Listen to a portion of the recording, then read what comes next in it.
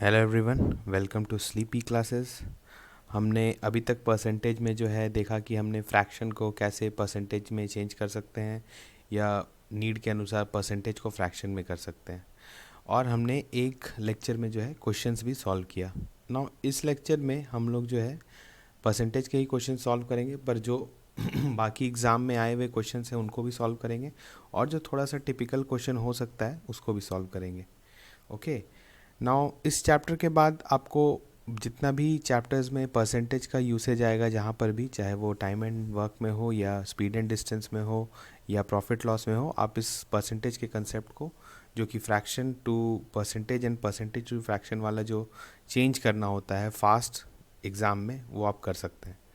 ठीक है, तो हम लोग स्टार्ट करते हैं। अब जितने भी क्वेश्चन इस लेक्चर में हम लोग सॉल्व करेंगे, आप पहले वीडियो को पॉज करिए, उसको देखिए कि आप कैसे बना रहे हैं। आप पहले अपना क्वेश्चन बनाने का अप्रोच देखिए कि आप कैसे बना रहे हैं, उसके बाद फिर सोचिए कि इस पे हम टाइम कैसे अपना घटा सकते हैं ना।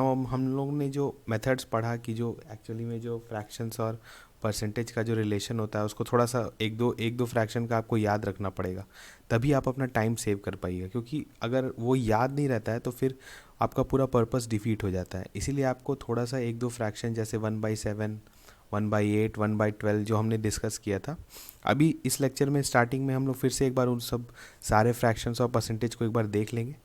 हमारा मोटिव ये है कि हम लोग पूरे लेक्चर से ही जो हमारा परसेंटेज का सीरीज़ है, इससे आपका इतना बार आपको वो रेशियो मतलब फ्रैक्शन और परसेंटेज को दिखवा दें कि आपको याद हो जाए। और फिर आप तो अगर क्वेश्चन प्रैक्टिस करिएगा तो उसमें तो आपका और भी अच्छा हो जाएगा। Okay, so let's start now. हमने बात किया कि फ्रैक्शन टू परसेंटेज कैसे चेंज करते हैं, और इम्पॉर्टेंट फ्रैक्शन का जो है परसेंटेज क्या होता है।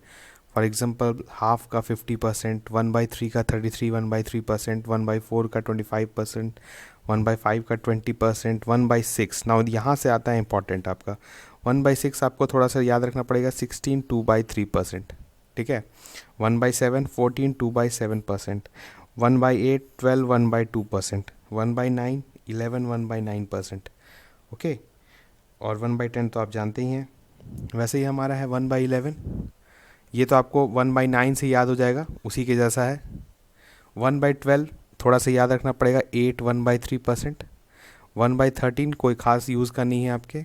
1/14 याद है क्योंकि 1/7 के ही फैमिली से बिलोंग करता है, तो 7 1/7%। 1/15 6 2/3%। 1/16 6 1/4%। and 1/24 is 4 1/6%. नाउ अब वीडियो को पॉज करिए और इन सब फ्रैक्शन को एक बार आप ध्यान से देख लीजिए क्वेश्चंस बनाने से पहले। ठीक है। और आप किसी भी क्वेश्चन बैंक से जो भी प्रैक्टिस करते हैं, आप परसेंटेज का क्वेश्चन प्रैक्टिस करिए और इन्हीं सब फ्रैक्शन को यूज़ करके बनाइए। क्योंकि आप नॉर्मल अगर ट्रेडिशनल मेथड से परसेंटेज का क्वेश्चन बनाइएगा तो फिर कोई मतलब नहीं बनता है। ओके।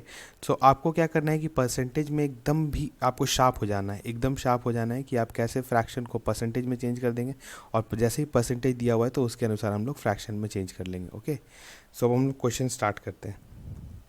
नाउ वीडियो को पॉज करिए, क्वेश्चन अटेम्प्ट करिए और फिर इसका सॉल्यूशन देखिए। यहाँ पे दिया हुआ है, the value of which of the following fractions is less than 20%। Question तो बहुत सिंपल है। ठीक है। इन सब में से जितने भी फ्रैक्शन दिए हुए हैं, अगर इसको हम लोग परसेंटेज में कम करते मतलब चेंज करते हैं, तो जो भी आएंगे उनमें से कौन है जो 20% से कम है। ठीक है। ना अब यहाँ पे मतलब ट्रेडिशनल मेथड से अगर जाते हैं तो क्या होगा कि किसी भी फ्रैक्शन हमारा कोई भी दिया हुआ है A/B, तो उसको हम लोग से मल्टीप्लाई करते हैं इंटू 100, तो हमारा परसेंटेज आ जाता है। ठीक है। तो हम इसमें तो जाएंगे नहीं, इसमें हमको जाना नहीं है, क्योंकि हमको पता है कि फ्रैक्शंस का डायरेक्टली परसेंटेज क्या होता है। अब हम लोग उसी को यूज़ करेंगे। यहाँ पे सारा ऑप्शंस दिया हुआ है, हम तो डायरेक्टली मतलब अगर आप प्रैक्टिस किए होंगे तो आप डायरेक्टली मार दीजिएगा। ठीक है, सही ऑप्शन। पर हम लोग सबको ब्रेक करते हैं ना। 5/6, अब 5/6 है, सब जानता है इसको। ठीक है। हम लोग जानते थे कि 1/6 क्या होता था। 1/6 का जो होता था हमारा क्या होता था, 16 2/3, यही होता था।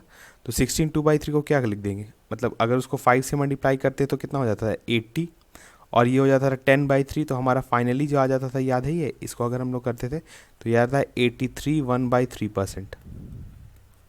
ना डेफिनेटली यहाँ पे 83 जो ही है वो 20 से बड़ा है, तो ये तो ऑप्शन ऐसे भी गलत हो गया, ठीक है, तो ये तो हमारा नहीं होगा। दूसरा आता है 2/3।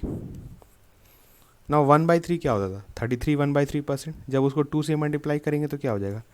66 2/3%। तो ये भी हमारा ऑप्शन जो है नहीं सही है, क्योंकि ये 20% से ज़्यादा है। तीसरा क्या हुआ? 2/5। ना 1/5 क्या होता है? 20%। तो 2/5 क्या हो गया? 40%। तो ये भी नहीं है। 1/4 तो बहुत ही ईजी है, 25% होता है। और लास्ट हमारा बचा 2/11। ना 1/11 का क्या होता है? 1/11 का होता है, जल्दी से बताइए। 9 1/11, 9 होल 1/11। तो अगर हम उसको 2 से मल्टीप्लाई करते तो कितना आ जाएगा? 18 2/11। ओके, तो अगर इसको हम लोग डेसिमल में ले लेते हैं तो 18 पॉइंट, ये आ जाएगा 1। 20 से अगर जाता है तो 9, तो हमारा आ जाएगा 8, तो 18.18। तो ये जो है ये डेफिनेटली 20 से कम है, ये तो कोई 20 से कम है, तो हमारा सही ऑप्शन जो हो गया वो 2/11 हो गया, ठीक है। अब आपने यहाँ पे देखा कि हमने सबको कन्वर्ट करके दिखाया, क्योंकि यहाँ पे तो एक्सप्लेन करना था, पर आप एग्ज़ाम में अंदाज लगा लीजिएगा ऐसे ही, क्योंकि 1/6 आपको पता है कि ज़्यादा होगा। 1/6 आपका ज़्यादा होगा क्योंकि 5 से मल्टीप्लाई कर रहे हैं। 1/3 33 होता है, तो ये ऐसे हो गया। 1/5 आप जान रहे हैं कि 1/5 ही 20% होता है, तो 2/5 तो ज़्यादा ही होगा। 1/4 सबको पता है कि 25% होता है, तो बचता है क्या? 2/11। नाउ अगर आप फ्रैक्शन को जानते हैं और परसेंटेज को जानते हैं तो इस क्वेश्चन में कुछ भी नहीं है। लेकिन अगर आप नहीं जानते हैं तो फिर आपको क्या होगा कि सबको मल्टीप्लाई करिए। अच्छा, 5/6 इंटू 100, हाँ ये कटा है 2 3 ज़ा 2 20 ज़ा, फिर करिए 500 तो आप खुद देख रहे हैं आप कितना सॉल्व कर रहे हैं। तो ये सब क्वेश्चन का यही मतलब है कि आपको फ्रैक्शन से अकस्टम्ड हो जाना है पूरा। जैसे ही आप फ्रैक्शन से अकस्टम्ड हो गए कि हम परसेंटेज में कैसे चेंज कर सकते हैं, आपका काम जो है बहुत ईजी हो जाएगा, ठीक है। अब हम लोग देखते हैं next question. Now the price of an article is reduced by 25%, but the daily cell of the article is increased by 30%। The net effect on the daily cell receipts is, okay. ऐसा question हमने पिछले lecture में भी solve किया था, जहाँ पर हमारा पेट्रोल दिया हुआ था और उसका क्वांटिटी दिया हुआ था और उसका प्राइस दिया हुआ था, और उसमें एक जगह था कि क्वांटिटी इंक्रीज़ किए थे और प्राइस डिक्रीज़ किए थे, तो कंजम्पशन में क्या अंतर आया था। यहाँ पर भी वही ये सेम क्वेश्चन है, ठीक है। तो यहाँ पर हम लोग क्या करते हैं ऐसे क्वेश्चन में, क्या फॉर एग्जांपल हम लोग मान लेते हैं 10 जो है वो नंबर ऑफ आर्टिकल है, ठीक है, और प्राइस जो है एक आर्टिकल का 100 है। तो नॉर्मल सर्कमस्टांसेस में जो है इसका 1000 will be total receipts, sale receipts. Now यहाँ पर है कि अब 25%, यहाँ पर है the price of the article is reduced by 25%। Now अब हमने पिछले लेक्चर में देखा था परसेंटेज, उसके बाद हमने जो टॉपिक देखा था वो देखा था इंक्रीज़ एंड डिक्रीज़। नाउ जब इंक्रीज़ और डिक्रीज़ हम लोग परसेंटेज में ऑपरेशन करते हैं जो, तो हम लोग देखते थे कि जैसे अगर फॉर एग्जांपल 25% इंक्रीज़ कर रहे हैं किसी भी चीज़ का, तो 25% का करस्पॉन्डिंग फ्रैक्शन क्या होता था? 1/4। तो उसमें क्या करते थे? 1 + 1/4 कर देते थे, तो हमारा फाइनल आया था 5/4। मीन्स अगर x को हम लोग 25% से इंक्रीज़ कर रहे हैं तो हम लोग को क्या करना था? सिर्फ x को डायरेक्टली मल्टीप्लाई कर देना था 5/4 से। और अगर x को हम लोग 25% से डिक्रीज़ कर रहे थे तो हम लोग को क्या कर देना था? उससे मल्टीप्लाई 1 - 1/4, दैट इज़ 3/4। तो ये हमने पिछले लेक्चर में हम लोग कर चुके हैं। तो अब यहाँ पर आप डायरेक्टली हम लोग उसको ऑपरेशन करेंगे उसका। The price of an article is reduced by 25%। Now price यहाँ पर 100 है और इसको 25% से घटा दिए, तो इसको सिर्फ डायरेक्टली मल्टीप्लाई कर देंगे 3/4 से। इसमें अब आपको कोई भी दिक्कत नहीं होना चाहिए यहाँ तक, ठीक है। Now but the daily cell of the article is increased by 30%। Means ये जो नंबर ऑफ आर्टिकल्स है ये इंक्रीज़ हो गया है 30% से। तो 30% से इंक्रीज़ करेंगे तो क्या होगा? 30% क्या होता है? 30% अगर आप कर सकते हैं ऐसे भी 30/100 होता है, लेकिन अगर नहीं ऐसे तो ऐसे अप्रोच करिए। 10% होता है क्या? 1/10। तो 30% क्या हो गया? 3/10। ना किसी को अब हम लोग इंक्रीज़ करें तो क्या कर देंगे? 1 + 3/10, तो डायरेक्टली हम लोग क्या लिखेंगे? 13/10। अब आप देख रहे हैं कि हम यहाँ पर डायरेक्टली ये लिख रहे हैं, ये सब नंबर्स अब आप एकदम ही अगर प्रैक्टिस करिए तो ये सब नंबर आपको समझ में आ जाएगा, ठीक है। तो यहाँ पर 13/10 और यहाँ पर 3/4, ठीक है। तो अब दोनों को मल्टीप्लाई कर देते हैं तो कितना हो गया? 39/40 इंटू 1000। तो हमारा जो रिसीट्स में जो चेंज आया वो आया 39/40। नाउ 39/40 आप देख रहे हैं कि 1 से कम है, तो ऑब्वियसली है कि ये डिक्रीज़ हुआ है, ये तो डिक्रीज़ हुआ है ना यहाँ पर, क्योंकि ये 1 से कम है। तो 1 से कम है तो यानी इसको 39/40 को हम लोग कैसे लिख सकते हैं, ये डिक्रीज़ को होता है तो 1 - 1/40 लिख सकते हैं। ठीक है, 1 - 1/40। ना 1/40 जो है ये क्या है, 1/40 ऑब्वियसली आपका फ्रैक्शन है, तो इस 1/40 के करस्पॉन्डिंग आपका परसेंटेज क्या होगा। 1/20 का क्या होता है ये बताइए, 1/20 आप जानते होंगे, 1/20 इज़ 5%। तो 1/40 क्या हो गया, 5/2, दैट इज़ 2.5%। और 2 मतलब 2 होल हाफ, 2 होल 1/2%। तो हमारा जो है ये डिक्रीज़ हुआ है, और कितने से डिक्रीज़ हुआ है, 2 होल 1/2%। तो हमारा ऑप्शन जो हो गया वो सही, वो हो गया ऑप्शन 2। नाउ अब आपने देखा कि इसमें हम लोग ने क्या यूज़ किया। सबसे पहले तो हमने फ्रैक्शन का कंसेप्ट यूज़ किया, दूसरा हमने इंक्रीज़ और डिक्रीज़ वाला कंसेप्ट यूज़ किया, जैसे इंक्रीज़ कर रहे हैं और डिक्रीज़ कर रहे हैं। तो ये सब ऑपरेशंस आप इतना कर लीजिए कि आप एग्ज़ाम में डायरेक्टली ये वाला नंबर लिख दीजिए कि अगर हम जैसे किसी को बोल रहे हैं कि, तो किसी को भी हम लोग अगर 30% से इंक्रीज़ करते हैं तो हम लोग डायरेक्टली लिख सकते हैं 13 × 10 उस क्वांटिटी में। ठीक है, और किसी को भी अगर हम लोग 25% डिक्रीज़ करें तो डायरेक्टली इसको 3/4 से मल्टीप्लाई कर सकते हैं। तो आप जो है फ्रैक्शंस को समझिए और उसका करस्पॉन्डिंग जो परसेंटेज होता है उसको थोड़ा सा प्रैक्टिस करिए, ये चीज़ जो है आप करने लगेंगे अगले क्वेश्चन से। नाउ हम लोग आगे देखते हैं। Now if the numerator of a fraction is increased by 200% and the denominator is increased by 350%, the resultant fraction is 5/12। Now यहाँ पर कोई एक फ्रैक्शन है, मान लेते हैं a/b। ठीक है, a/b हमारा फ्रैक्शन है। नाउ अब जब भी किसी को 200% इंक्रीज़ कर रहे हैं, मतलब उसमें उसी क्वांटिटी का 2 गुना ऐड कर दे रहे हैं, क्योंकि 100% होता था 1, 200% होता था 2, 300% होता था 3, ऐसे ही होता था कुछ। तो जो आप ए को 200% इंक्रीज़ कर रहे हैं तो आप ट्वाइस ऑफ ए जो है ए में ऐड कर दे रहे हैं, तो फाइनली जो हमारा क्या हो जा रहा है 3a, फाइनली हमारा 3a हो गया। और आप 350% ऑफ बी, 350% ऑफ बी जो है आप बी में ही ऐड कर दे रहे हैं, तो मीन्स 3.5 बी आप ऐड कर रहे हैं बी में, तो फाइनली क्या बन गया हमारा 4.5 बी, यही हुआ ना। और ये अब क्या हो गया, इसको हम लोग लिख सकते हैं 1/1.5 a/b, और ये बराबर है किसके, 5/12 के। तो हम लोग को क्या निकालना है, a/b निकालना है, तो a/b हो गया, उसको उधर भेजते हैं, 5 × 1.5 डिवाइडेड बाई 12, ये हो गया 10, तो हमारा गया 5 से 2। ठीक है, और यहाँ पर 3 से कटाते हैं, 3 5 ज़ा 3 4 ज़ा, तो हो गया 5/8। तो हमारा सही ऑप्शन हो गया ऑप्शन 2। आपने देखा कि इस क्वेश्चन में हमने कुछ भी नहीं किया, सिर्फ न्यूमरेटर डिनोमिनेटर में जो है 200% इंक्रीज़ किया और 350% इंक्रीज़ किया, और जो है फाइनली हमने फ्रैक्शन को ले आए हम लोग। तो इस क्वेश्चन का ये मोटिव था कि आप समझे कि जब आप जैसे तो ऐसे जनरली हम लोग 25%, 75%, 60% इंक्रीज़ करते हैं, पर जब 200% इंक्रीज़ हम लोग करें तो एक्चुअली हम लोग क्या करें कि उस जो भी क्वांटिटी है उसका 2 गुना उसमें जोड़ दे रहे हैं। ठीक है, ऐसा नहीं हो कि वो नंबर 2 गुना बन गया, उसमें हम लोग क्या करें, इस बात का ध्यान रखिए कि when we are increasing anything by 200% means उसमें जैसे क्वांटिटी x है, ठीक है, और उसमें उसको हमको इंक्रीज़ कर रहे हैं बाय 200%, मीन्स हम लोग का जो फाइनल है वो बन रहा है 3x, क्योंकि इस दोनों का डिफरेंस जो है वो है 2x, और यही हम लोग इसमें ऐड कर रहे हैं। तो इंक्रीज़ का मतलब हुआ कि कितना डिफरेंस है बिटवीन फाइनल एंड इनिशियल। ठीक है, और उसी को हम लोग बोलते हैं इंक्रीज़, और वैसे ही होगा सिमिलरली डिक्रीज़। ठीक है, तो इन सब छोटी छोटी बातों का आप लोग को ध्यान रखना है कि इंक्रीज़ का मतलब क्या होता है और डिक्रीज़ का मतलब क्या होता है। ठीक है, अब हम लोग देखते हैं next question. Now if the height of a cylinder is increase by 15% and the radius of its base is decrease by 10%, then by what percent will its curved surface area change. ठीक है, यहाँ पे थोड़ा सा mensuration का भी concept आपको जानना होगा, जो कि आप जानते भी होंगे। जैसे हमारा एक सिलेंडर ऐसा कुछ होता है,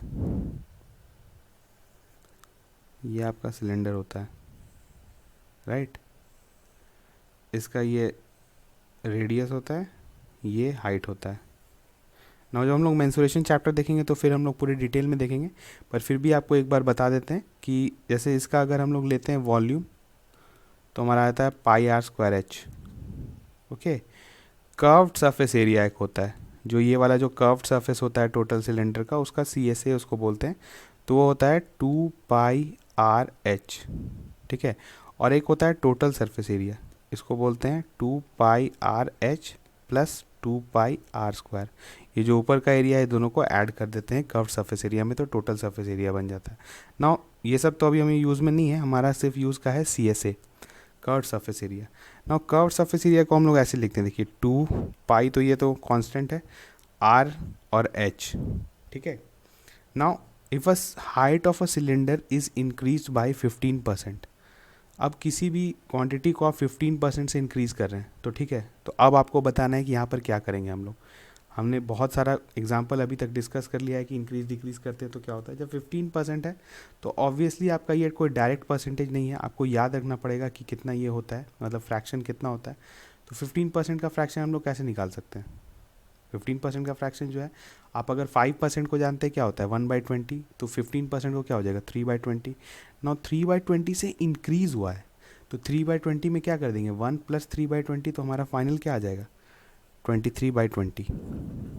हम लोग इसी को लिखेंगे। अब ये सब जो भी कैलकुलेशन अब आपको करना है ये दिमाग में करना है, ठीक है। And the radius of its base is decrease by 10%। Now 10% से डिक्रीज कर रहे हैं तो क्या हो जाएगा 10% का पहले फ्रैक्शन क्या हो गया 1/10, और डिक्रीज कर रहे हैं तो मतलब 1 - 1/10 तो क्या हो गया 9/10, ठीक है। तो फाइनली हमारा क्या हो गया 9 × 23 डिवाइडेड बाई 200, ठीक है। तो ये आ गया 9 × 3 = 27, 2 9 2 = 18, 207/200, और ये कर्व सरफेस एरिया 2πRH तो था ही, ठीक है। तो ये एक्चुअली जो पुराना CSA का था उसमें हम लोग मल्टीप्लाई कर रहे हैं 207/200, तो ऑब्वियसली ये इंक्रीज़ हुआ है क्योंकि ये 1 से बड़ा हो गया है। तो अब बोलेंगे कि कितना बड़ा हुआ है भाई, तो ये हो गया है 207 को हम लोग कैसे लिख सकते हैं 1 + 7/200, यही तो करना है ना, यही तो हमारा इंक्रीज़ हुआ है। तो इंक्रीज़ कितना हुआ है 7/200 फ्रैक्शन। अब 7/200 फ्रैक्शन कितना, इसका फ्रैक्शन ये है तो इसका परसेंटेज क्या होगा। तो परसेंटेज निकालने के लिए हम लोग क्या करते हैं सिंपल 100 से मल्टीप्लाई कर देंगे। तो जब आप 100 से मल्टीप्लाई करते हैं तो कितना आ जाएगा 3.5%, ठीक है। तो एक्चुअली जो है हमारा जो कर्व सरफेस एरिया है वो 3.5% इंक्रीज़ हुआ है।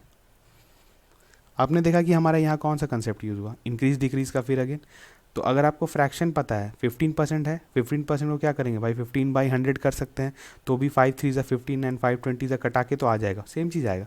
पर आप प्रैक्टिस करते करते डायरेक्टली बोल दिया कि भाई 15% तो 3/20 होता है, क्योंकि 5% 1/20 होता है, तो 15% 3/20 होगा। तो इन सब चीज़ों को अगर आप 2 3 तरीके से जानते हैं तो आपका एग्ज़ाम में गलत नहीं होगा, आप खुद ब खुद अपना जो है आंसर चेक कर सकते हैं, ठीक है। अब हम लोग देखते हैं आगे, next question. A student multiplied a number by 3/5 instead of 5/3, ठीक है। What is the percentage error in the calculation। यहाँ पर ठीक है, एक स्टूडेंट हम लोग मानते हैं कि नंबर x था, ठीक है, नंबर x था और उसी नंबर को 5/3 से मल्टीप्लाई करना था, पर उसने कर दिया 3/5। तो हमारा मतलब जो नंबर होना चाहिए था वो होना चाहिए था 5x/3, पर वो हो गया 3x/5, ठीक है। तो एरर निकालने बोल रहा है, तो सबसे पहले तो इन दोनों के बीच का डिफरेंस निकाल देते हैं कि ये ओरिजिनल नंबर था मेरा, पर ये जो है ये गलत कैलकुलेशन वाला नंबर है। तो गलत कैलकुलेशन वाला नंबर जो है ओरिजिनल नंबर से कितने दूर है 5x/3 - 3x/5, राइट। तो हमारा हो गया, इसको हम लोग LCM लेते हैं, तो ये हो गया 525x, ये हो गया 9x, तो हो गया 16x/15।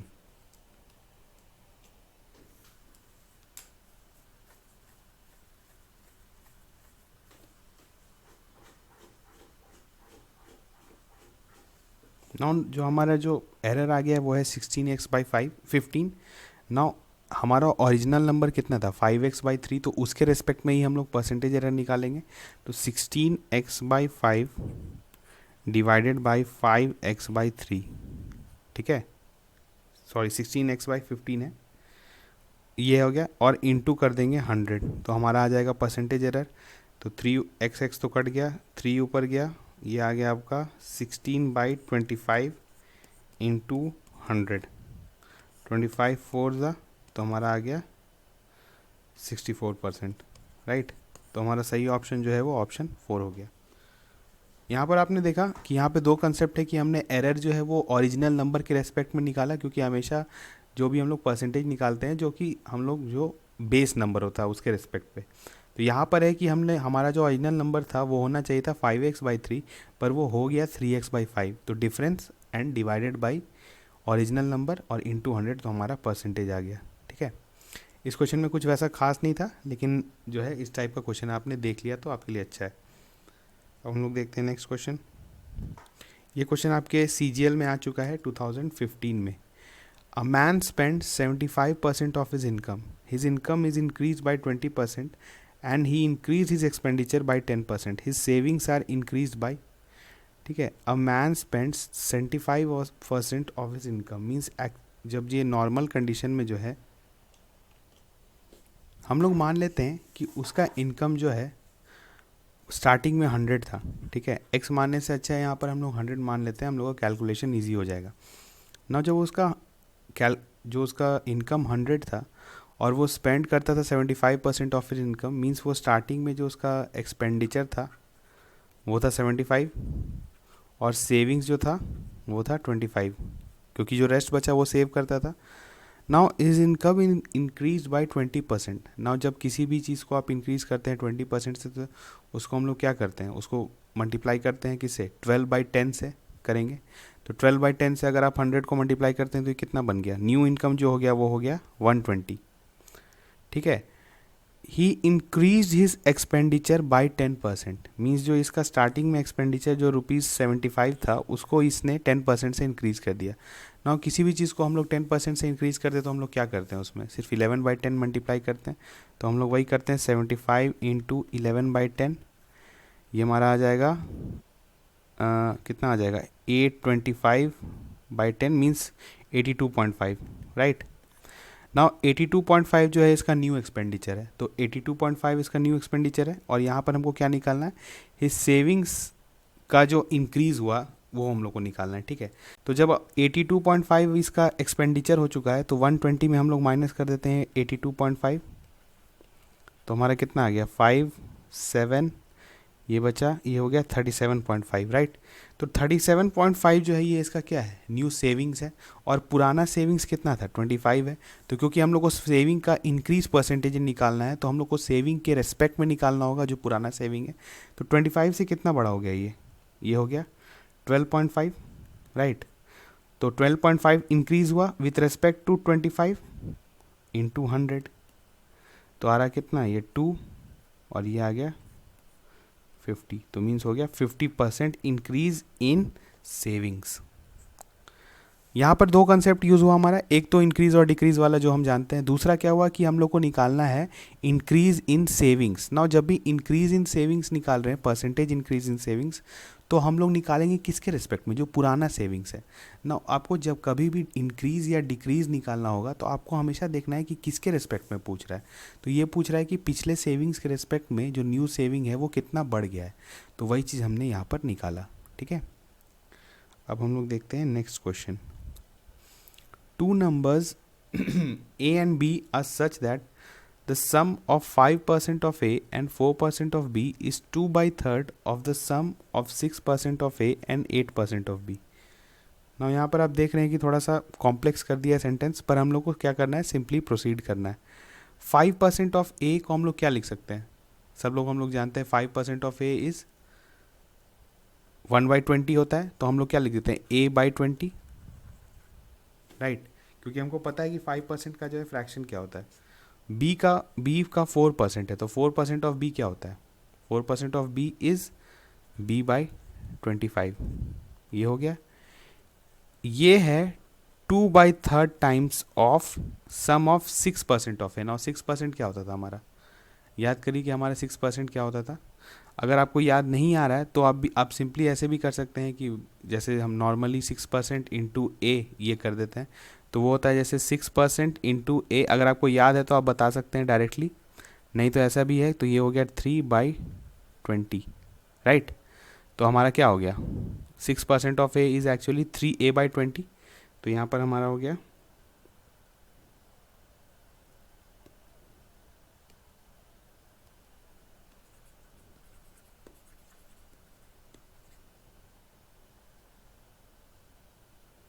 ये हो गया 3a बाई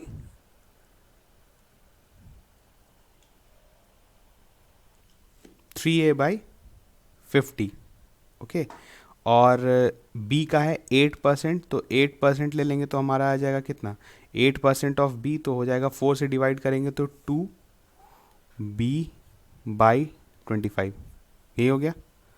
अब आपको क्या करना है, आपको एलसीएम ले लेना है। इधर भी एलसीएम लेते हैं तो क्या आ जाएगा 100। ये हो गया 5a प्लस 4b, और ये हो गया, यहाँ पर भी हो गया हमारा एलसीएम 50, तो ये हो जाएगा 3a प्लस 4b, राइट, यहाँ पर है। और ये हो गया कैंसिल, 50 टू ज़ा, और अगर हम लोग ले जाते हैं इसको 3 को उधर और 2 को इधर, तो ये हो जाएगा 3/4 5a plus 4b as equal to 3a plus 4b, ऐसे ही कुछ आ रहा है। तो ये हो जाएगा हमारा कितना, 15a/4 प्लस 3b, और इज इक्वल टू हो जाएगा 3a प्लस 4b। जब हम लोग a को इधर ले आते हैं तो a हमारा इधर आ गया तो कितना आ जाएगा, ये 4 3 12 होगा, और ये हो जाएगा 3a/4 और इज इक्वल टू b। और हमारा हमको निकालना क्या है, a/b, तो a/b जो हमारा आ जाएगा 4:3। तो हमारा सही ऑप्शन जो हो गया वो ऑप्शन 1। ना इस क्वेश्चन में कुछ भी नहीं था, इसमें सिर्फ आपको कैलकुलेशन करना था, ठीक है।